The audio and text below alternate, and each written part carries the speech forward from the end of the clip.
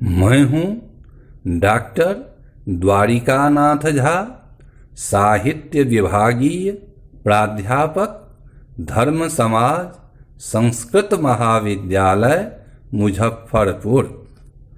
इससे पूर्व व्याख्यान में शब्द शक्ति के अंतर्गत लक्षणाशक्ति की विवेचना की गई। अब शब्द शक्ति के अंतर्गत जो तीसरी शक्ति है व्यंजना, इसके संबंध में विचार किया जा रहा है। व्यंजक शब्द से व्यंजना शक्ति के द्वारा व्यंग्य अर्थ की प्रतीति होती है। व्यंजना के संबंध में आचार्य विश्वनाथ ने जो लक्षण किया है उसी को काव्य दीपिकाकार ने भी कहा है। वीरता स्वविधाद्यासु ययार्थो बोध्यते पर सा वृत्तिर व्यंजना नाम शब्दस्यार्थादिकस्य च।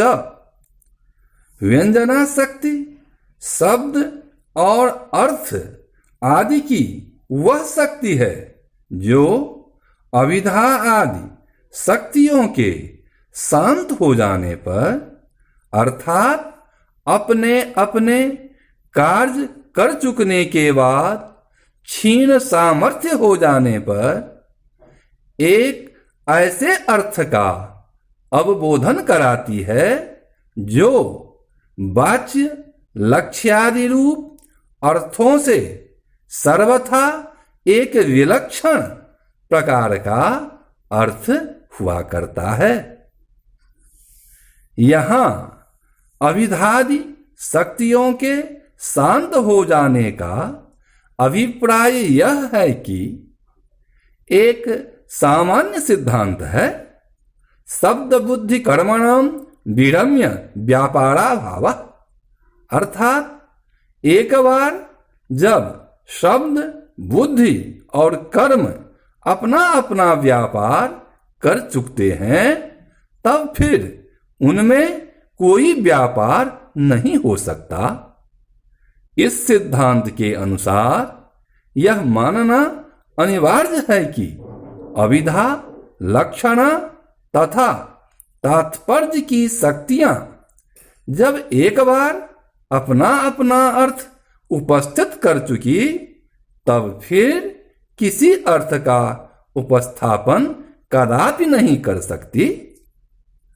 अब यदि कहीं वाच्य, लक्ष्य और तात्पर्य रूप अर्थों से सर्वथा भिन्न अर्थ प्रतीत हो रहा हो, जैसा कि हुआ ही करता है, तब यह निश्चित है कि जिस शक्ति के द्वारा यह अर्थ उपस्थापित किया जा रहा है वह शक्ति व्यंजना शक्ति है। इस शक्ति को व्यंजन कहें, ध्वनन कहें, गमन कहें, प्रत्यायन कहें या और जो चाहे कहें, किंतु इसे अविधादि से विलक्षण ही मानना पड़ेगा। विलक्षण अर्थ के प्रतिपादक व्यंजना के भेद के संबंध में कहते हैं कि अविधा लक्षणा मूला शब्दस्य व्यंजना द्विधा। अर्थात व्यंजना के संबंध में सर्वप्रथम यह जानना चाहिए कि शब्द की व्यंजना दो प्रकार की हुआ करती है, अविधा मूला व्यंजना तथा लक्षणा मूला व्यंजना। अविधा मूला व्यंजना के संबंध में आचार्य विश्वनाथ के मत को ही काव्य दीपिकाकार ने उद्धृत किया है। अनेकार्थस्य शब्दस्य संयोगाद्यैर् नियंत्रिते एकत्रार्थे न्यधि हेतुर व्यंजना साविधाश्रया। अर्थात अविधा मूलक व्यंजना शब्द की वह शक्ति है जो कि संयोगादि रूप अविधा नियामकों में से किसी के द्वारा कहीं किसी अनेकार्थक शब्द के किसी एक प्राकरणिक अर्थ में नियंत्रित कर दिए जाने पर एक ऐसे अर्थ को उपस्थापित किया करती है जो कि वाच्यार्थ से सर्वथा विलक्षण अर्थ हुआ करता है। संयोग आदि जो है वो इस प्रकार है। संयोगो विप्रयोगश्च साहचर्यम विरोधिता अर्थ प्रकरणम लिंगम शब्दस्यान्यस्य सन्निधि सामर्थ्यमौचिती देश कालो व्यक्ति स्वरादयः शब्दार्थस्यानवच्छेदे विशेष स्मृति हेतव। जहां अनेकार्थक शब्द के अर्थ का निर्णय न हो रहा हो, वहां जिन कारणों से किसी अर्थ विशेष का ज्ञान होता है वे हैं संयोग, विप्रयोग, साहचर्य, विरोधिता, अर्थ, प्रकरण, लिंग, शब्दांतर सानिध्य, सामर्थ्य, औचित्य, देश, काल, व्यक्ति तथा स्वर आदि। इन संयोग आदि का सम्यक ज्ञान हेतु सोदाहरण विवेचन किया जा रहा है। इनमें पहला है संयोग। तो संयोग से किस प्रकार अनेकार्थक शब्द एक अर्थ में नियंत्रित हो जाता है। जैसे सशंख चक्रो हरि, यहां हरि शब्द का अनेक अर्थ है। जैसे विष्णु, यम, अनिल, इंद्र, चंद्र, सूर्य, सिंह, कपि, मेढक, बादल आदि। अब इन अनेकार्थक हरि शब्द का संयोग शंख चक्र से होने के कारण इनका अर्थ हुआ शंख चक्र से युक्त हरि। अब शंख चक्र से युक्त हरि यम नहीं है, अनिल नहीं है, इंद्र नहीं है, चंद्र, सूर्य, सिंह, कपि, मेढक तथा बादल आदि कोई नहीं है। सिर्फ एक ही है विष्णु। इसलिए शंख चक्र के संयोग के कारण अनेकार्थक हरि शब्द मात्र विष्णु एक ही अर्थ का बोधक होता है। यह एक अर्थ का बोधक संयोग के कारण ही हुआ। इस प्रकार अनेकार्थक शब्द संयोग के द्वारा एक अर्थ में नियंत्रित हो जाता है। दूसरा है विप्रयोग। विप्रयोग का अर्थ होता है विश्लेष या वियोग। विप्रयोग का उदाहरण है फणहीनो नाग, अर्थात फणा से विहीन नाग। नाग शब्द का अर्थ है सर्प, हथिनी, मेघ आदि, किंतु फणा सिर्फ सर्प को ही होती है। इसलिए फणा से वियुक्त नाग का अर्थ सर्प ही होगा, हथिनी, मेघ आदि नहीं। यहां विप्रयोग के कारण अनेकार्थक नाग शब्द मात्र सर्प अर्थ में नियंत्रित हो गया है। साहचर्य अर्थात साथ साथ चलने वाला। साहचर्य का उदाहरण है राम लक्ष्मणौ। यहां राम शब्द का अर्थ है परशुराम, बलराम, राघव आदि, किंतु अनेकार्थक राम शब्द का लक्ष्मण के साहचर्य के कारण राम शब्द दशरथ का लड़का राम इस अर्थ में यहां नियंत्रित हो गया है। विरोध का उदाहरण है रामार्जुनौ। राम शब्द का अनेक अर्थ होता है, जैसा कि पहले दिखाया गया है। परशुराम, बलराम, राघव आदि तथा अर्जुन भी अनेकार्थक है, जैसे तृतीय पांडव, सहस्रार्जुन, कार्तवीर्य, वृक्ष आदि। किंतु यहां विरोध परशुराम तथा सहस्रार्जुन कार्तवीर्य में ही है। इसलिए विरोध के कारण राम से परशुराम तथा अर्जुन से सहस्रार्जुन, यही दो अर्थ नियंत्रित हो गया है। अर्थ का उदाहरण है स्थाणुम भज भवच्छिदे, अर्थात दुखों के नाश के लिए स्थाणु का भजन करो। यहां स्थाणु का अर्थ शंकर तथा ठूठा वृक्ष आदि है, किंतु वाक्यार्थ की संगति के लिए स्थाणु का अर्थ शिव होगा, न कि ठूठा वृक्ष।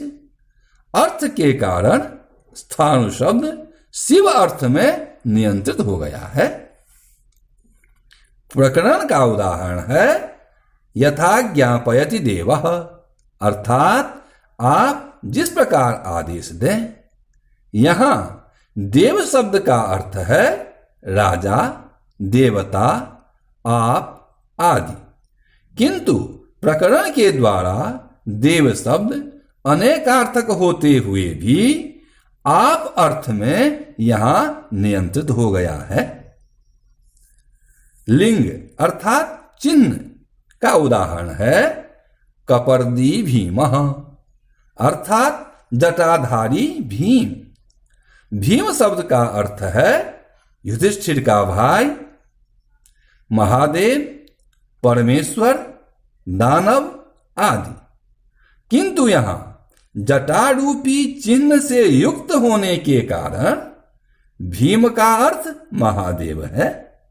इस प्रकार अनेकार्थक भीम शब्द लिंग अर्थात चिन्ह के द्वारा एक अर्थ में नियंत्रित होने से भीम का अर्थ महादेव है, अन्य नहीं। शब्दांतर सानिध्य अर्थात दूसरे शब्द के सानिध्य के कारण अर्थ नियंत्रित होना। इसका उदाहरण है स्थलारविंदश्रियम, अर्थात थल कमल के समान शोभा। श्री शब्द का अर्थ होता है लक्ष्मी, शोभा, वाणी, संपत्ति, कमल आदि, किंतु यहां स्थलारविंद शब्द के सानिध्य से अनेकार्थक श्री शब्द का अर्थ शोभा अर्थ में नियंत्रित हो गया है। सामर्थ्य का उदाहरण है मधुना मत्तः पिकः, अर्थात मधु से कोकिल मत्त है।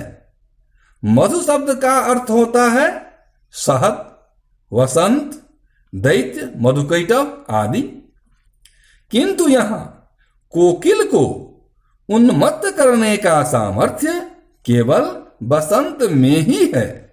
इसलिए मधु शब्द अनेकार्थक होते हुए भी सामर्थ्य के कारण बसंत अर्थ में नियंत्रित हो गया है।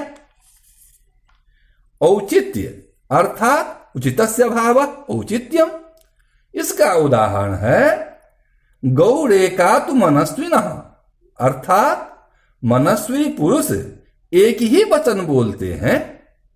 गो शब्द का अर्थ होता है पशु विशेष, किरण, वज्र, स्वर्ग, वाणी आदि, किंतु यहां औचित्य के कारण अनेकार्थक गो शब्द वाणी अर्थ में नियंत्रित हो गया है। देश का उदाहरण है भाति गगने चंद्र, अर्थात आकाश में चंद्रमा सुशोभित है। चंद्र शब्द का अर्थ होता है चंद्रमा, कर्पूर, स्वर्ण, जल आदि, किंतु यहां आकाश रूप देश के संयोग से चंद्र शब्द अनेकार्थक होते हुए भी चंद्रमा अर्थ में नियंत्रित हो गया है। काल अर्थात समय, इसका उदाहरण है रात्रौ विभावस, अर्थात रात्रि में अग्नि प्रदीप्त होती है। विभावसु का अर्थ होता है सूर्य, आक का वृक्ष, अग्नि, चंद्रमा, हार आदि, किंतु यहां रात्रि रूप समय के कारण अनेकार्थक विभावसु शब्द अग्नि अर्थ में नियंत्रित हो गया है। व्यक्ति का उदाहरण है मित्रम भाति, अर्थात सुहृद सुशोभित होता है।